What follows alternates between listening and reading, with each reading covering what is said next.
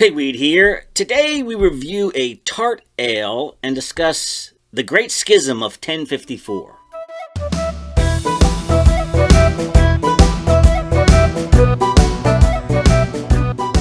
Well. Hey, good to see you here. How you doing, Crow? I'm doing all right.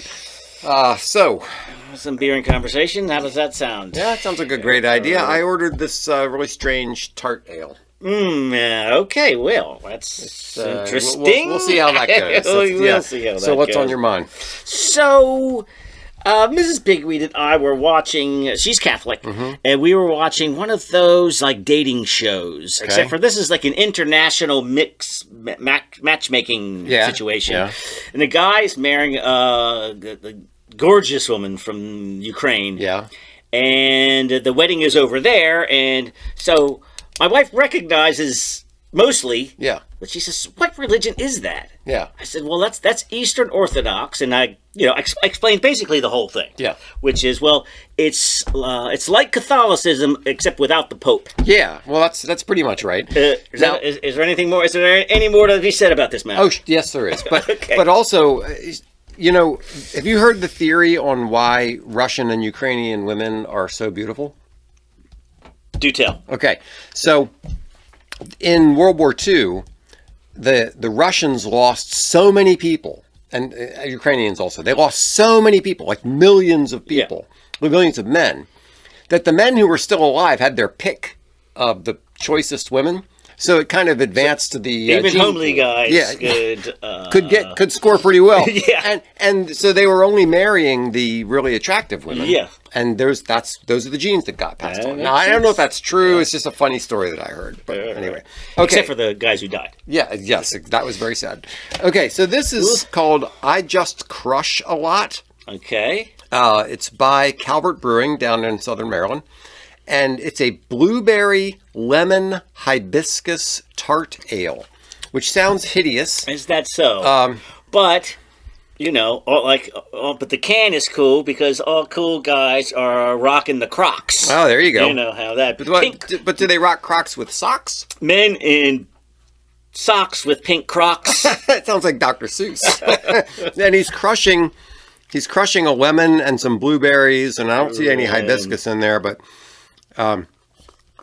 We actually have some hibiscus growing in the yard. I'm not sure if I could identify the hibiscus. Well, the pink color is all I get from the hibiscus. Oh, okay. Yeah. But I am getting, what are you saying? Yes, lemony. I'm not sure if how blueberry. I'm getting the lemon. Not sure about the blueberry. Hibiscus does have a flavor. It has a tart flavor because I've made some hibiscus tea. It's okay. That's a fine summer. If I'm going to have a sour tart, something or other, this is fine. But I'm not going to go back for it. You're not going to drink 6 in a row. No, I'm not going to drink 6 in a row. Yeah. It's interesting. I think Mrs. Crowhill would enjoy this. We'll see. I'm going to watch a football game later on, so we'll find out. That's right. That's right, that time of year. Okay. All right, so let's get the lay of the land here. Because when you ask people what's going on in 1054, it's hard to say if you're not aware of the schism. I know one thing. When looking at history, you need to kind of lump things together and get some convenient times. Right. I always think of year 1000 as like Viking time. Yeah. So, you got that going on. Yes. You have to figure the Roman Empire, the Western Roman Empire, fell quite a long time over for 600 years almost. And the Eastern Empire in Constantinople, they are the successors of the Roman Empire. Right. When you look at the map, you'd say that they're living in Turkey, but they would consider themselves Romans. Yeah. They're getting a little pressure from the Ottoman Empire. Yeah. And when's the first Crusades? They're around 1,000. Shortly after this. Yeah. Okay. Yeah. So the other kind of nail to put in this area is 1066, the Battle of Hastings. Precisely. Right? So that kind of gives you some context of the era of the world that we're talking about. Right. And so the Roman Empire is done in the West. Charlemagne was made Holy Roman Emperor, 150 years before. All right. You got 1066 Battle of Hastings, the Normans invading England. Oh, right. So that's kind of where we are. in history. Now, the 1054, some people will say that too much is made of that year. That the schism wasn't really precisely at that point. You know, that there was stuff before that, and there was stuff after that. It's something that happened in June, and that caused the whole. Yeah, there had to be things building up. Yeah, there was a lot building up, and there was a lot going on afterwards. So it's not really clear that 1054 is the precise. That's not the precise date, like a wedding date or something like that. Right. But it is a number that's helpful. So the immediate thing that happened in 1054 is basically the papal legates who went to Constantinople excommunicated the Patriarch of Constantinople, who excommunicated them right back. Yeah. You're not excommunicating me. Yeah, I'm excommunicating you. You're not firing me. I quit. Yeah, yeah. So that was what happened in. But you could see that since the center of the Byzantine Empire is Constantinople, the most important city in the region, that it would also consider itself, the religious center. So I could see them going, well, really, this is the home of the... Well, there's also something else interesting about it. As Christianity developed, they came up with this idea of there being 5 patriarchates. That there would be 5 patriarchs who were like important centers of Christianity. Okay, like it would be like their version of the diocese or something. Yeah, something except on a much bigger scale. Yeah. So you have Rome, Constantinople, Antioch, Jerusalem, and Alexandria. Those are the 5 patriarchs. Okay, hold on, let me find. Okay, Antioch is what's that? Syria. Yeah. Okay. Yeah, and there was a council. Which council was it? Not Constance. Chalcedon gave Constantinople equal privilege with Rome.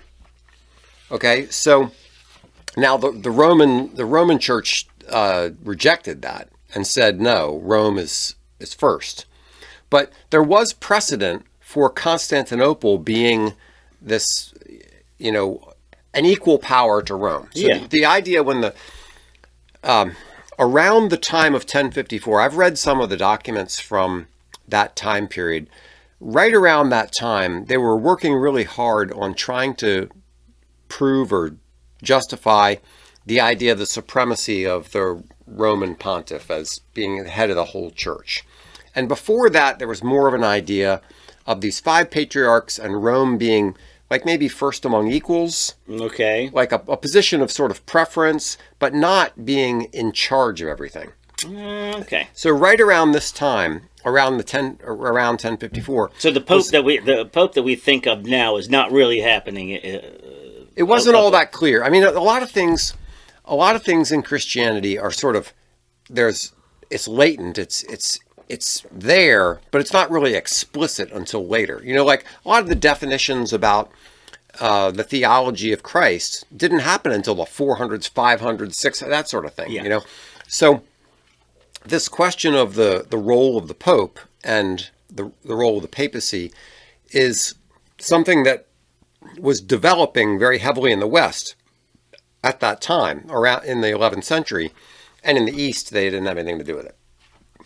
So that was a big part of it. Now there were a bunch of things that kind of led up to this.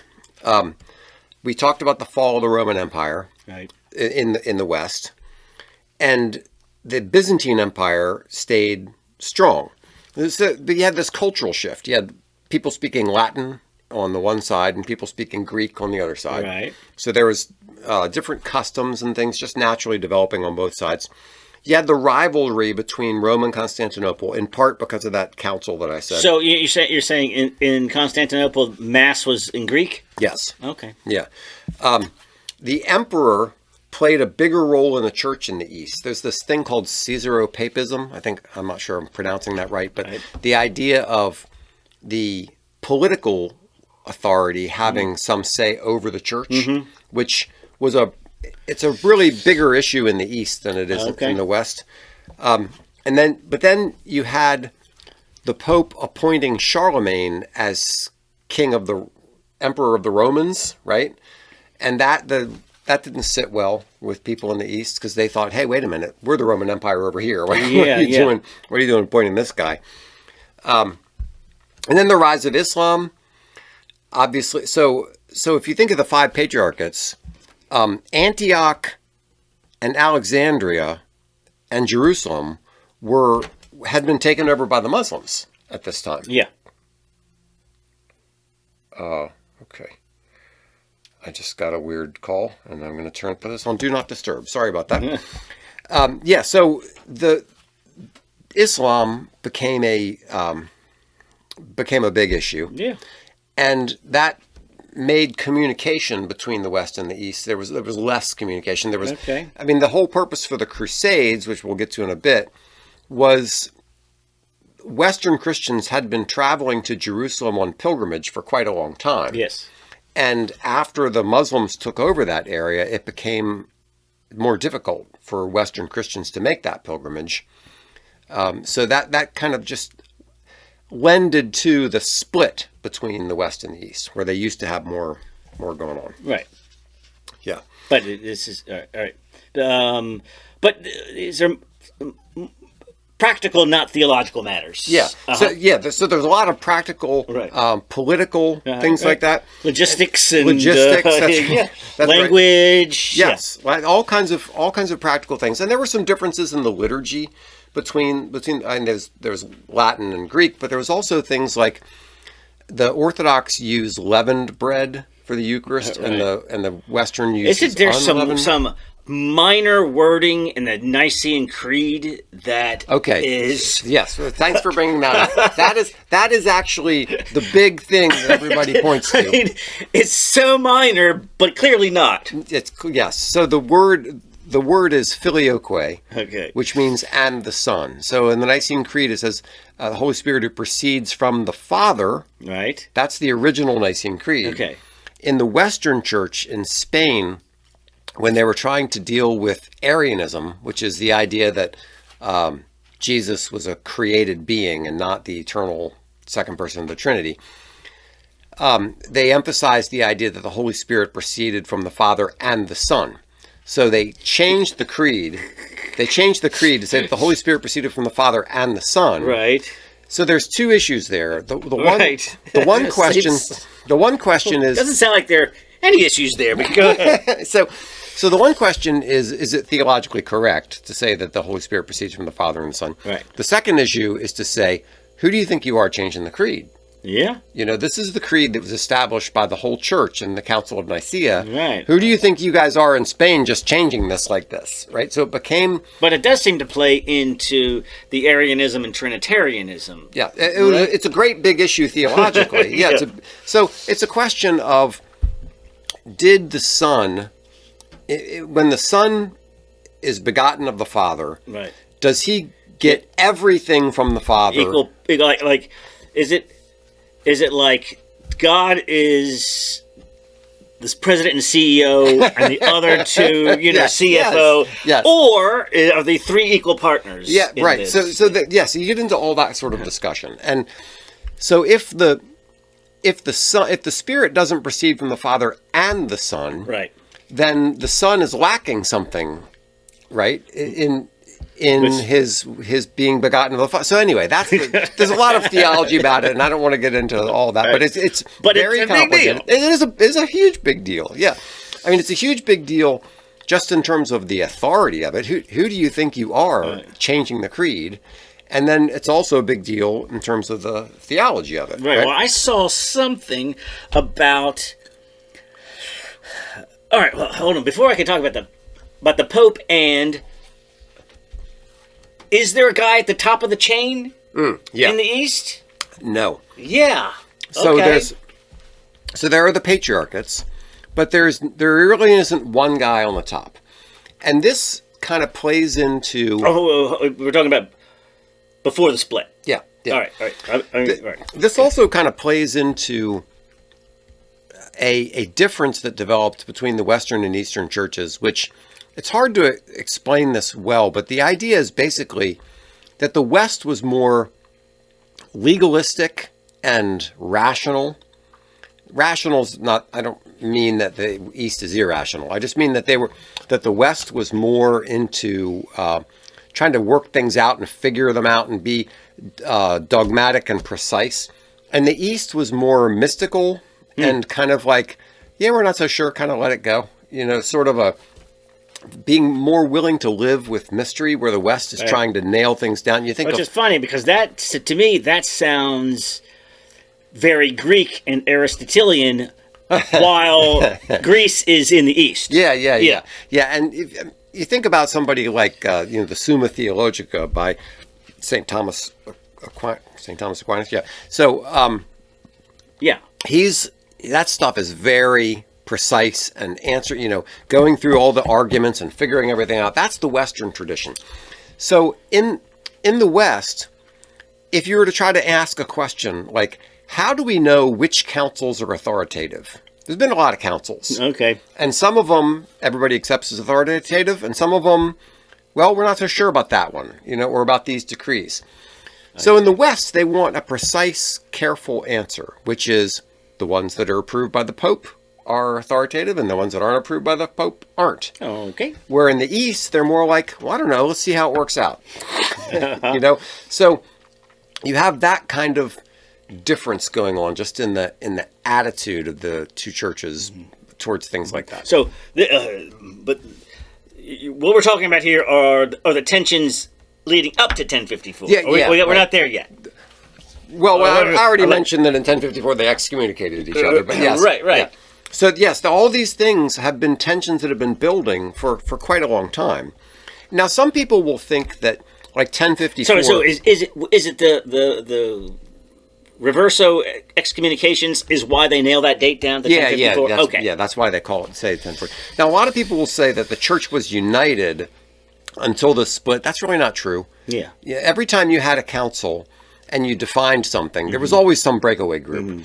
And there's this group called the Oriental Orthodox that have a different view of Christology, and that happened like in the 600s or something like that. I can't remember exactly. But so it's not quite true that this was the first split in the church. There were other splits beforehand. This is just a really big one.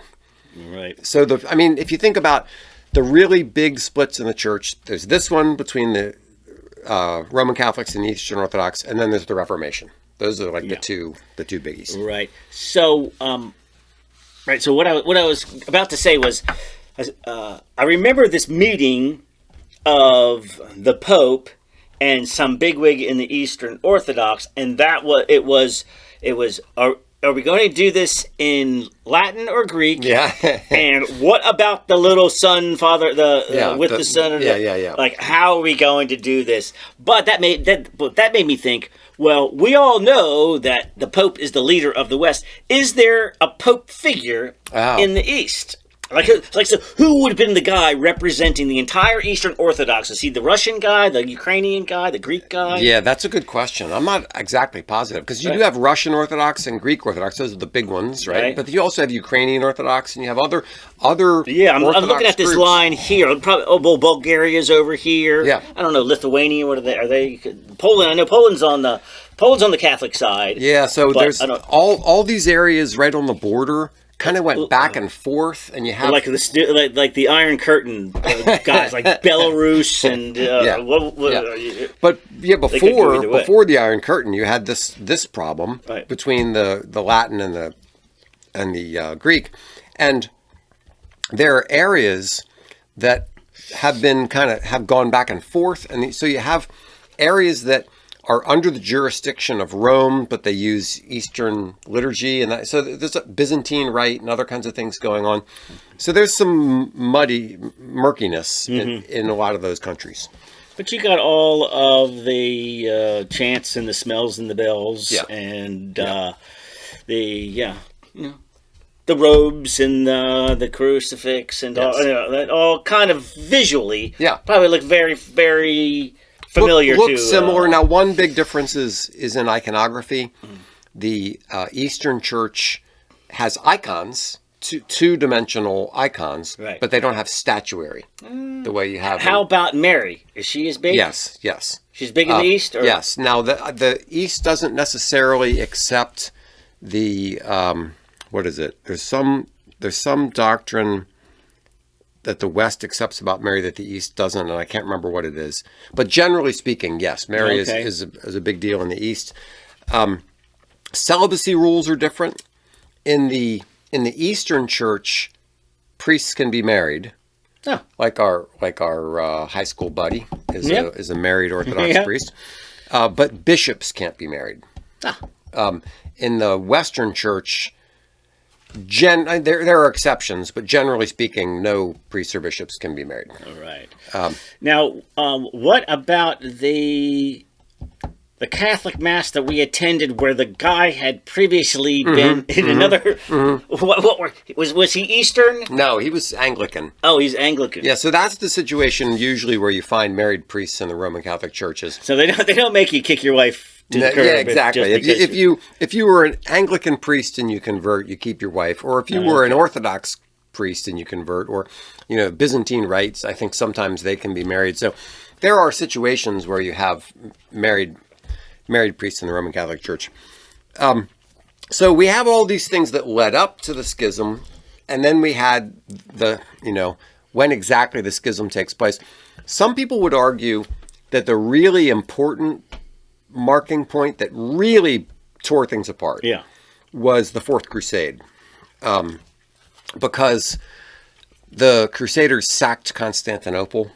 They looted the churches. They stole were the relics. Crusaders? I always think of them as coming from Europe, Western Europe. Yeah. Marching. I mean, were they picking up people from Thrace and Anatolia on their way?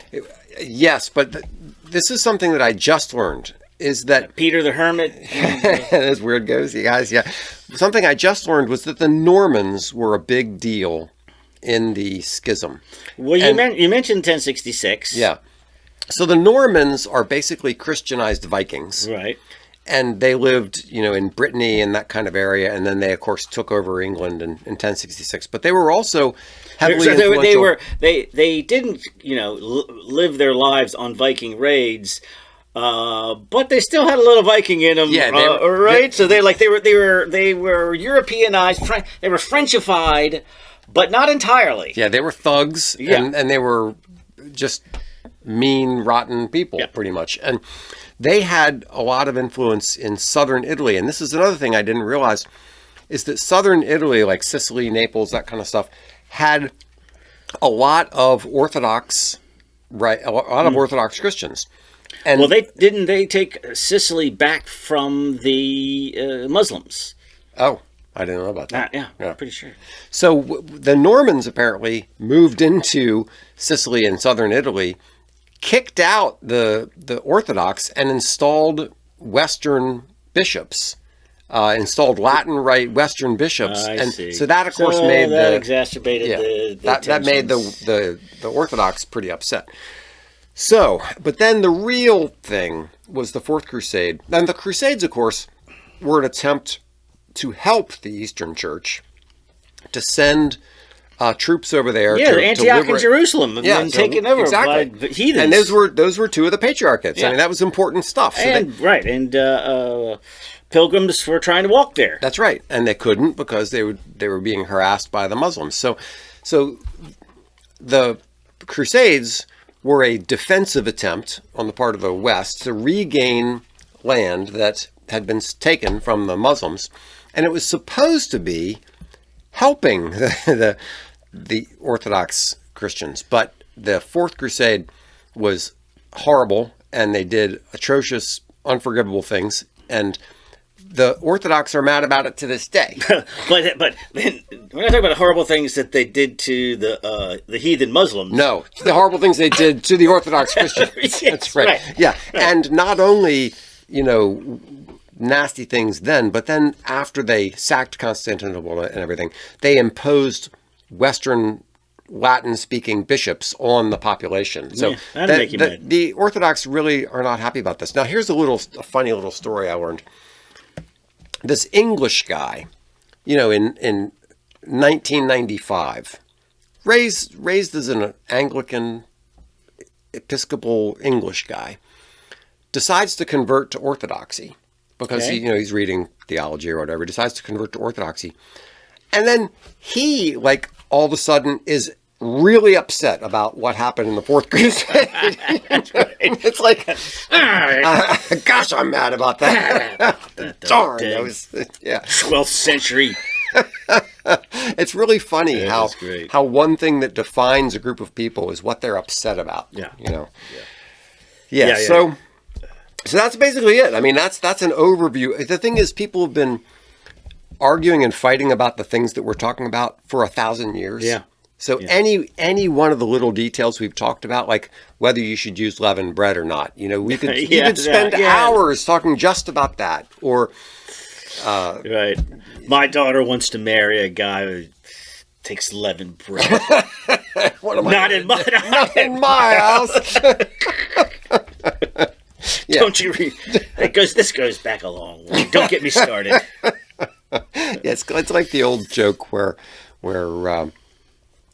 somebody says that the daughter has become a prostitute, and the father gets really mad, and he says, you know, look, she was forced into it. He says, oh, I thought you said a Protestant. Exactly. There's a lot of silliness going on here. So anyway, there you have it. Well, there you have it. If you ever wanted to know why the church is divided like East that, yeah, don't act the same. Well, there you go. There you go. And there have been efforts to repair the breach, and you know, Pope John Paul did a lot towards that. I'm not sure it's going to happen, but you know. They're on good terms. Yeah, they're better terms. Better terms. Yeah, right. We're not at least killing each other anymore. Cheers. Thanks so much for listening to Beer and Conversation with Pigweed and Crowhill. Remember to visit us at pigweedandcrowhill.com or send us an email at pigweedshow@gmail.com.